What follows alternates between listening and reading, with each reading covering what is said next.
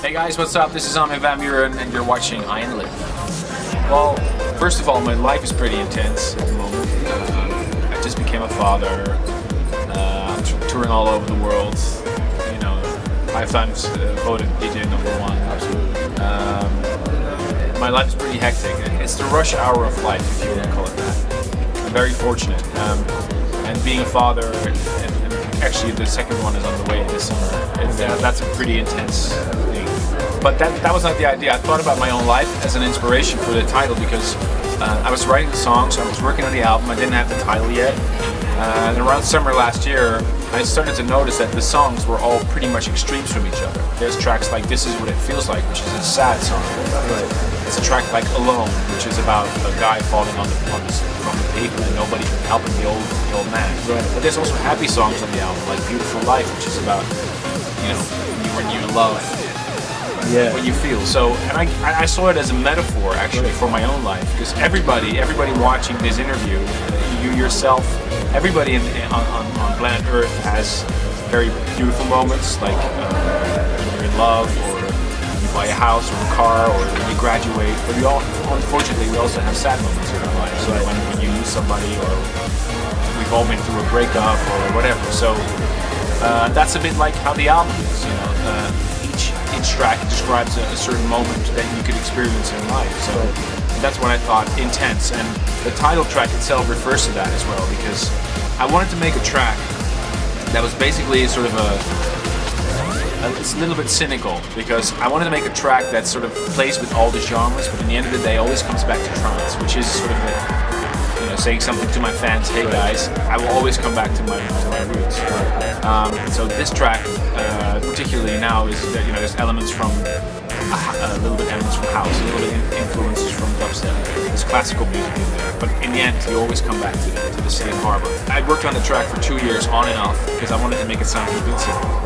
Yeah. And that's why we used the violin from Mary, because it's so beautiful. Like there's different segments in the song. And yeah, I guess for me that's pretty intense. Well, my personal connection is like, I think I've sort of found my own road a little bit. You should not quote me on saying, oh, Armin has found his road, but I am more at peace now with the fact that I'm Armin van Buuren and I'm not Coldplay or Snow Patrol or the Killers. Sometimes when I started out DJing, I could be a little bit jealous of other artists, or like, oh wow, and I tried to be that person, or made a track but it wasn't actually, it wasn't me, and I really wanted to be, me, and I sort of, I'm more at peace now with the fact, especially after becoming a father, that I'm Armin van Buuren, and this is who I am. Right. And I had a really hard time sometimes swallowing criticism from other people, like changing your sound, not changing your sound. You are who you are. But I am who I am, and I know that I'm Armin van Buuren, I know that trance is my sound, but it's not a fixed thing. Genre is a dynamic thing, it's constantly moving. And my real fans know that I will always stay loyal to the true trance sound. This is also a dedication to my older fans as well. The track Who's Afraid of What Created is also on the album. Something you'll see tonight on the show we do here in Los Angeles as well. It's a thing called Catch Your Light. I want to support other people by accepting who they are. Right. Find your own light, and I think everybody should find his or her light. Everybody has a light. Your life will be completely different than the life of him or you or any person around you. We have to accept that we're all different from each other. That's what makes us unique as human beings. I think I want to stress that I'm not trying to be bigger or better with the State of Trance tour.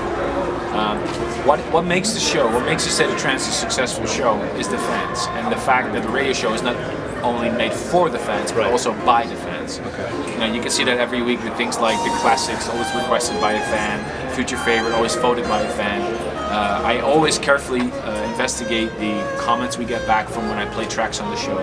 So the fans are first and foremost. They're the most important. They're even more important for State of Trance than for my own shows, because that's more about my own music. But State of Trance is really like catering to like the radio fans. Of course.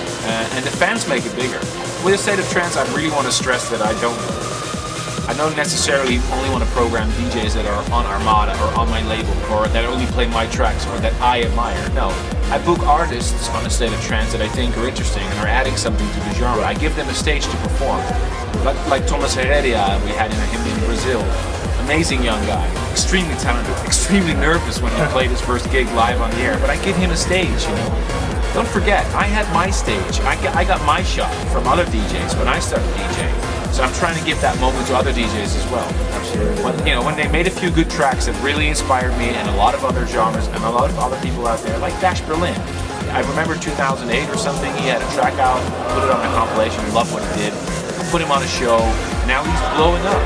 In some cities, he sells more tickets than anybody else. So that's great, you know, and I think that's really something that I want to push forward. Yes. Promote new talent. I don't want to focus too much on classic and on the older sounds. I think I will unfortunately have to DJ a little bit less because I'm going to be a father now for the second time. I want to focus on my family as well. I'm really happily married right now, so that's going to be the main focus for me, my family. So I can't do 210 gigs a year anymore. Having said that, I can never stop DJing. It's in my blood. It's in my bones. So I try to come to my most loyal fans at least once a year, especially in cities like LA, San Francisco, New York, Chicago. Those cities are extremely important to me, and so I will make an effort to come here every year if there's a good opportunity to play. State of Trance will always be my baby, and I will continue with that as long as it feels good. You know, I don't necessarily need to reach a number 1,000. Right. If the show becomes dull or people don't listen anymore, people lose attention, then I have to stop. Yeah. And I've been experimenting with other genres. You know, I did music for a video game recently. I did a soundtrack for a movie that I found really interesting. And I love making radio in general, something I'm really interested in. My nights in Ibiza are doing really well. So I'm just, I'm really, really excited. I just see where life takes me from here, but I just want to stress that family for me at this point is extremely